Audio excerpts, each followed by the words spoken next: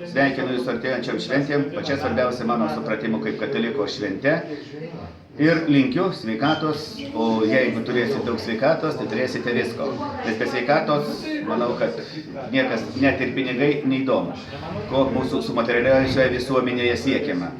Tačiau šventė šventėm, bet yra ir problemų, kurios kyla pirmam Alytui ir manau, kad net ir šventiniu laikotarpiu tas problemas būtina spręsti.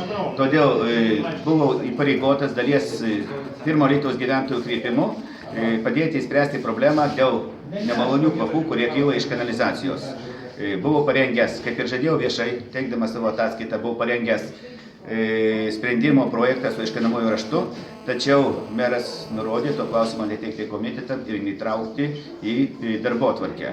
Todėl šiandien buvo padarytas mano pareiškimas, kad taip elgtis negalima. Šis klausimas turėjo būti svarstomas pagal įstatymą, turėjo eiti per komitetus, turėjo būti svarstomas taryboje ir tada tik taryba galėjo priimti sprendimą ar įpareigoti administracijos direktorių samdyti nepriklausomus ekspertus ir nustatyti priežastį ir moksliškai pagrįstas sprendimo variantą ar variantus.